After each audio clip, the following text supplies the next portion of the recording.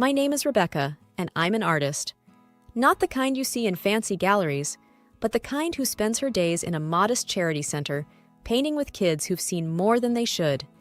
I've always believed that art can heal, and every day I see it happen with these children.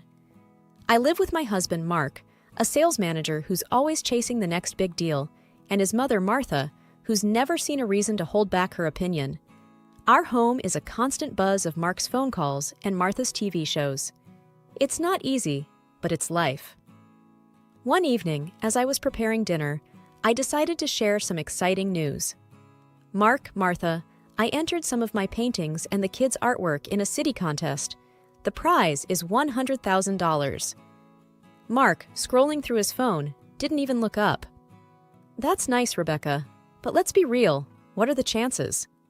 Martha snorted. With those street kids' drawings? You're dreaming, dear. I tried to explain. It's not just about the prize. It's about showing what these kids can do, how they express their... Mark cut me off. Rebecca, why don't you find a real job? Something that actually pays?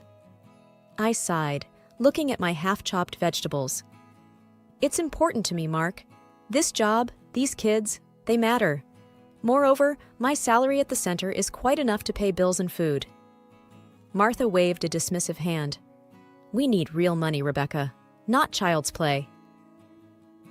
I finished dinner in silence. That night, as I lay in bed, I couldn't help but feel a mix of excitement and disappointment. I believed in my dream, in the magic of art, and maybe, just maybe, the contest could be a new beginning. But at home, it felt like my dreams were nothing but whispers in a storm. I closed my eyes, picturing the colorful, chaotic art room at the center, the place where my heart felt fullest. Tomorrow, I'd go back there, to my little haven of paints and smiles, away from the doubts and the cold reality of my home life. This contest, it was more than a chance for money.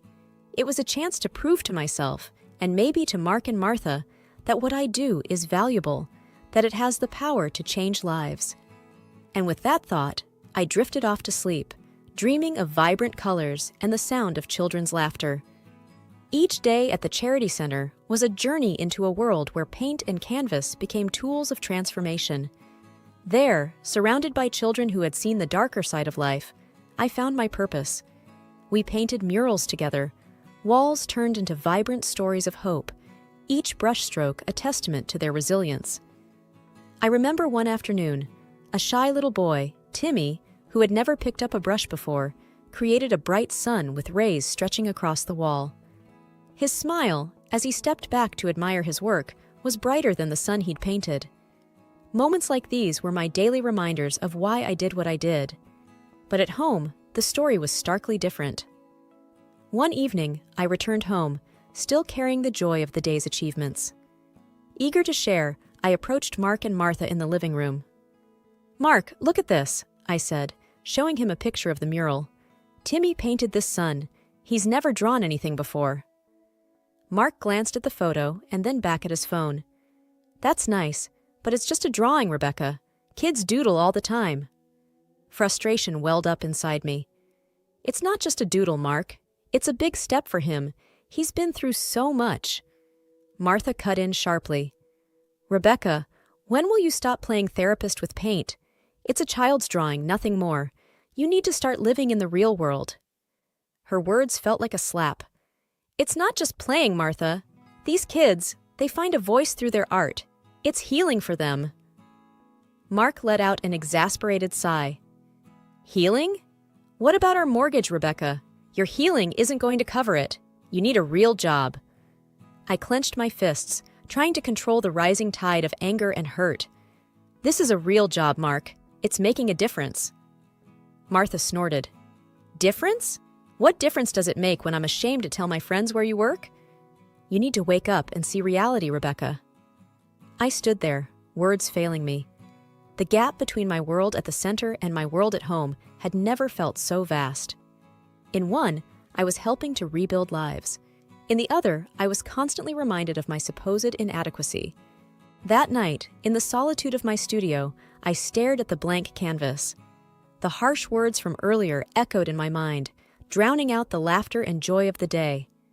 I picked up my brush, and with each stroke, I tried to paint away the hurt, the doubt, and the feeling of being undervalued.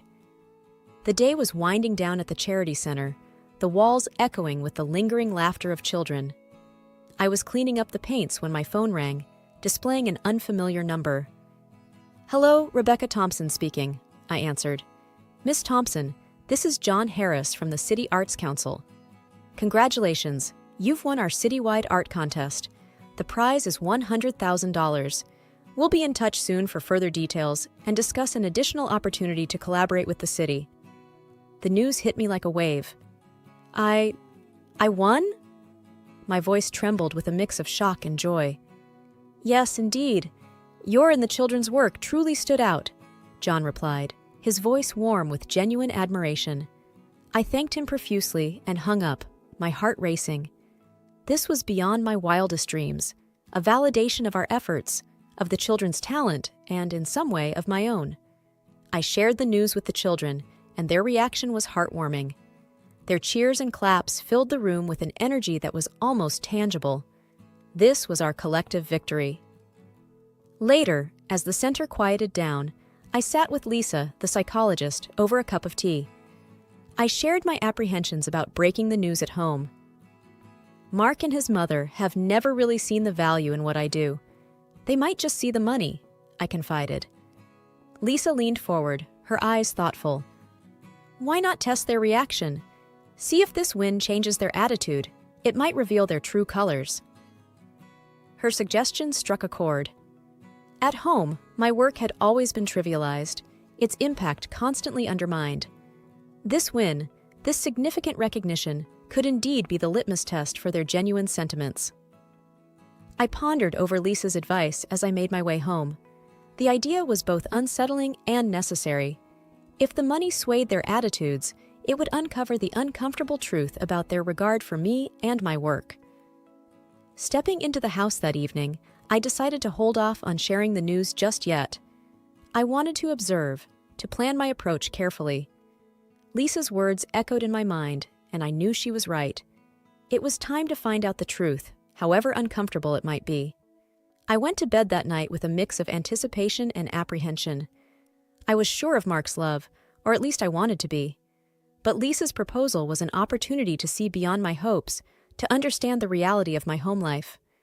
I agreed with her. It was a test worth taking. That evening, I decided it was time to put my plan into action. Sitting at the dinner table with Mark and Martha, I took a deep breath and said, "I have something to tell you. I won the city art contest. The prize is $100,000. The reaction was immediate and dramatic.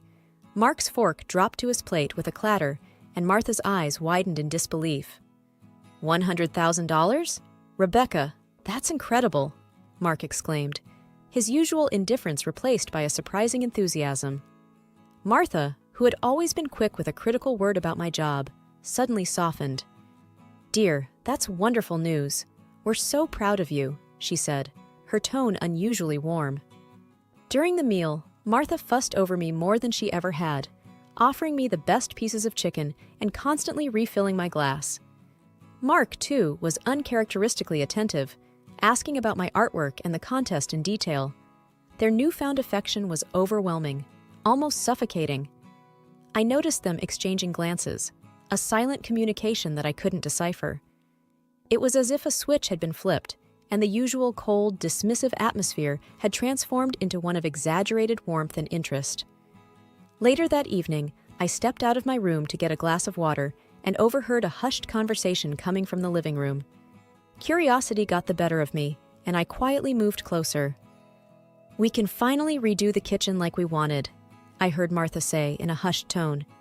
"And get that new car. We deserve it after all," Mark added, his voice laced with greed. There was a pause before Martha spoke again. "Once we have the money, we can think about... Well, Rebecca doesn't really need to stay here anymore, does she?" My heart sank as I listened. Their words were like daggers, revealing their true intentions. The affection at dinner wasn't for me. It was for the money. They were already planning to spend my winnings on themselves and even discussing getting rid of me. I quietly retreated to my room, their words echoing in my ears. The test had revealed their true colors, and they were darker than I had imagined. I lay in bed, a mix of hurt and clarity washing over me. This was not the love and support of a family. It was opportunism, plain and simple. As I closed my eyes, the weight of their betrayal pressed heavily on my heart. The truth was out, and now I had to decide what to do with it. The morning air was tense as I sat down for breakfast with Mark and Martha. The news I was about to break would surely stir the pot, but I was determined to see it through. Casually, I started, "I've decided what to do with the contest money." They both perked up, leaning in with a keen interest that had been absent before. "I'm donating the entire $100,000 to the charity center," I said, watching their faces for reaction. The response was immediate and explosive. "What?" Mark slammed his hand on the table, his face red with anger. "Are you out of your mind, Rebecca?" Martha's voice was shrill, filled with disbelief and outrage. "You're giving away our ticket to a comfortable life? You foolish girl!" I remained calm, though their words stung. "It's not our money. It's mine, and those kids need it more than we do." Mark's voice was laced with scorn. "This is the most idiotic thing I've ever heard. You're a fool, Rebecca." Martha's anger bubbled over, her words harsh and unfiltered. "You've always been a disgrace, pretending to be some saint with those street kids. And now this? Throwing away a fortune?" I tried to explain. "It's not throwing it away. It's helping children who have nothing." But Mark was relentless. "It's not just about the money. You've always been this way, naive and foolish. I should have seen it sooner. I was planning to wait, spend the money first, but now? Now I want a divorce, Rebecca. I can't be with someone who throws away opportunities like this." His words cut through me, but they also brought clarity. This was the reality of our marriage, stripped of any pretense. I looked at them both, my decision firm. If that's how you feel, then it's clear to me now. This marriage, this relationship, was never about us. It was about convenience, about money. Without another word, I stood up and walked away from the table, away from the vitriol and greed. Their shouts and insults followed me, but they no longer had the power to hurt me. I had seen the truth, and it had set me free. The days following my announcement were cold and quiet. The house felt more like a battleground than a home. Mark and Martha avoided me, their disappointment and anger hanging in the air like a thick fog. I was packing some of my belongings in the bedroom when Mark walked in. His face was hard, his eyes void of the warmth I once knew. "So, you're really doing this? Throwing away our life for some charity?" he asked, his voice edged with bitterness. "I'm not throwing away our life, Mark. I'm choosing to do what's right with my money," I replied, folding a sweater into my suitcase. He let out a harsh laugh. "Your money? It was supposed to be our ticket out of here, Rebecca, and you just gave it away like it was nothing." "It was never about the money for me, Mark. It's about helping those kids, something you never understood." His frustration boiled over. "You're so blinded by your so-called mission that you can't see the real world. You're a dreamer, Rebecca, and dreamers don't survive." I zipped up my suitcase, feeling the finality of the moment. "Maybe that's the difference between us, Mark. I dream of making a difference, while you dream of money." Mark's face tightened. "You know what, Rebecca? Maybe it's better this way. I can't be with someone who doesn't see reality. I want a divorce." The words stung, but they didn't surprise me. "If that's what you want, Mark." He turned to leave, then stopped. "You were always a fool, Rebecca. I just didn't see it until now." After he left the room, I sat on the edge of the bed, the weight of his words sinking in. The love I thought we had was overshadowed by greed and misunderstanding. As I carried my suitcase downstairs, Martha didn't even look at me. Her disdain was clear, her silence louder than any words. Stepping out of the house, I felt a sense of relief mixed with sorrow. The chapter of my life with Mark and Martha had closed, but ahead of me was a path of my own making. I got into the taxi, glancing back at the house one last time. This wasn't just an end, it was a beginning of a life where I could be true to myself and my dreams, free from the chains of greed and misunderstanding. The day to sign the divorce papers arrived with a mix of relief and finality. I walked into the lawyer's office, feeling a sense of purpose. Mark was there, and to my surprise, Martha accompanied him. Their presence together was a stark reminder of the life I was leaving behind. As we sat down, Martha didn't waste any time. "You're making a huge mistake, Rebecca. Throwing away a marriage over some charity money," she hissed, her tone laced with disdain. "And how do you plan to survive? With your tiny salary? You can't even afford a decent place to live," she continued, her words sharp and biting. Mark sat silently, casting contemptuous glances at me. I listened to Martha's tirade, feeling a strange detachment. Their words no longer had the power to hurt me. Once the paperwork was done and it was time to leave, I turned to them, a smile playing on my lips. "You know, I was just testing you," I said, their confused looks fueling my confidence. "Testing us?" Mark echoed, puzzled. "Yes, I wanted to see how you'd react if I said I was donating all the money, and you both showed your true colors." Martha's face contorted in confusion. "What are you saying?" "I'm not giving all the money to charity. That was a lie. And the city? They've given me several lucrative projects. I'm going to be just fine," I said, the satisfaction of revealing the truth making my words strong and clear. The color drained from Mark's face, and Martha's mouth hung open in shock. Their reaction was everything I had expected and more. Mark suddenly found his voice, desperation seeping through. "Rebecca, please, I'm sorry. I didn't mean any of it. Can we start over?" I looked at him, once my husband, now a stranger begging for a second chance. "No, Mark, we can't. You showed me who you really are, and I have no desire to be with someone like that." Turning to Martha, I added, "And you, Martha, should know that money isn't everything. What I do, my work, it matters more than any luxury you crave." Without another word, I walked out of the office, leaving them behind in their shock and disbelief. I walked into the sunlight, feeling lighter and more confident than I had in years. The divorce was the end of a painful chapter, but it was also the beginning of something new. A chapter where I was the author of my own story, unburdened by others' greed and deception. It was a freedom hard-earned and well-deserved. The months following my separation from Mark and Martha unfolded like a series of vibrant brushstrokes on a once blank canvas. I found myself immersed in a new rhythm of life, one that echoed with the sounds of children's laughter at the charity center and the quiet concentration of my work on city projects. My world, once confined to the expectations and criticisms of a household that didn't understand me, had expanded into a realm where my passion for art and my dedication to helping others were not just acknowledged, but celebrated. I had rented a small apartment in a quaint part of town. It wasn't luxurious, but it was mine, a sanctuary where the walls were adorned with my paintings and the cheerful artwork of the children from the center. Each piece told a story, a reminder of the journey I had embarked on and the lives that had intertwined with mine. The decision to donate half of my prize money to the charity center had set a series of unexpected events in motion.